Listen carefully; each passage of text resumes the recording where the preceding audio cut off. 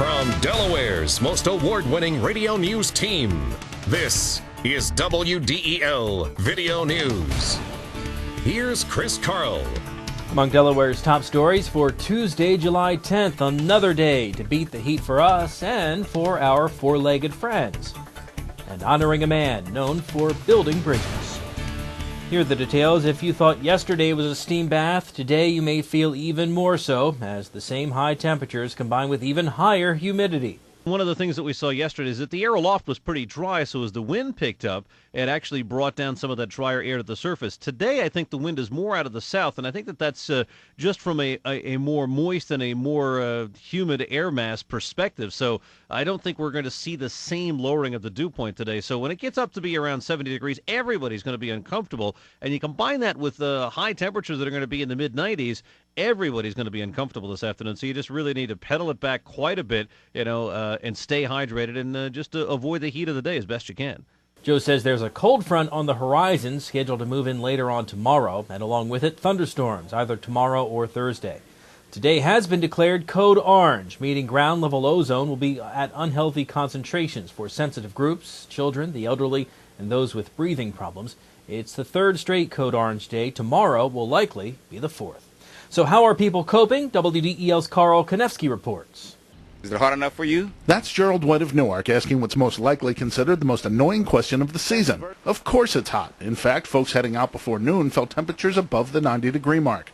But not everyone has a problem with it. From Battery Park in Newcastle, where the heat and humidity hang like a hazy blanket over the Delaware Memorial Bridge, Alfredo Rodriguez remembered growing up as a young boy in Puerto Rico. I'm used to it. I'm a hot weather person, so I've waited all winter for this, no matter how hot it gets. I just deal with it. Not everyone has the opportunity to work indoors and stay out of the heat. Andrew Hoskins sells hot dogs from a steamy cart in Battery Park in Newcastle, and while he says the dog days of summer can hurt the hot dog business, he's lucky not to be set up in the city. I try to keep myself as farther back as possible and, underneath the tree. We lucked out with this spot this year, so, just hope on the shade and a breeze from the water. For most, indoor recreation is the answer, but not Melvin Jones of Newark, who worked up a sweat at the Glasgow Regional Park, saying running when it's almost 100 degrees is no different than when it's in the 80s. No, I don't really feel the difference. Actually, I just get warm and it feels great. For those counting, autumn is still 10 weeks away. Reporting from Glasgow, I'm Carl Konevsky, 1150 AM, WDEL. If it's hot for us, imagine wearing a fur coat. WDEL's Lee St. John takes us to the Brandywine Zoo. Well, it's not quite high noon. Temperature, already what I would consider sweltering humid. I'm wearing light, loose-fitting clothing, as recommended. I've got my water bottle, and we're down here in Brandywine Park to see how the animals at the Brandywine Zoo handle the heat. Come on. The zoo's director, Nancy Falesko, says most of them do as little as possible. We work very hard to help our animals keep cool when it's hot like this. We make sure they all have shade and lots of water. The Andean condors, for instance, barely noticed people passing by. The Siberian tiger came out long enough to test the temperature, then headed for the shade of her den. The iguana didn't seem to mind the heat, neither did the sloth, but how can anybody tell? Everybody has certain needs that we try to give to them. We make life real easy for them so they don't have to do anything special. The level of activity was rather low in cage after cage, with one exception. This is a pair of North American river otters, and as you can see, they're in their pool. They have a rather large pool. It's an enviable place to be. So is there any particular animal that Falesko has any special concerns for? I think it's harder on the zookeepers, though, because it's hot out here. So there you have it.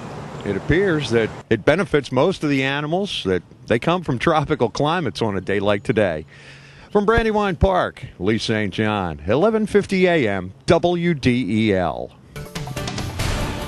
Police shoot and kill a murder suspect. WDEL News continues in a moment.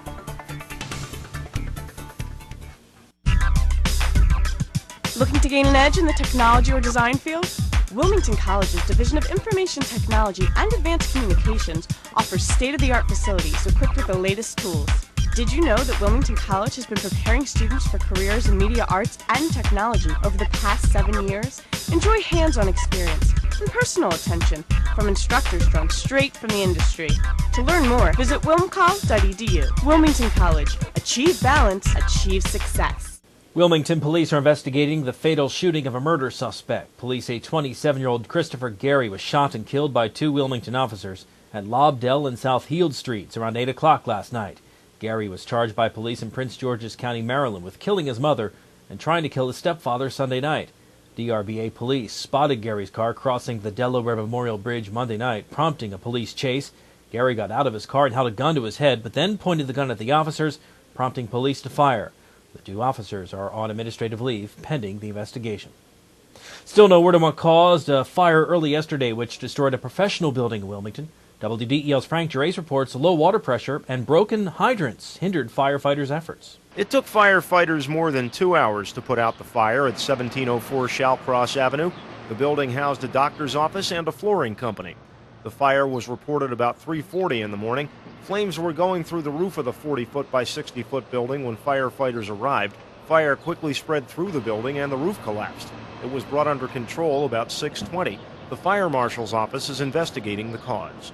It serves drivers traveling up and down Delaware, just as its namesake served Delawareans all around the state. WDEL's Carl Konevsky explains. Since opening in 1995, it's been called the C&D Canal Bridge, the Route 1 Bridge, or simply the New Bridge, contrasting its construction to that of the St. George's Bridge.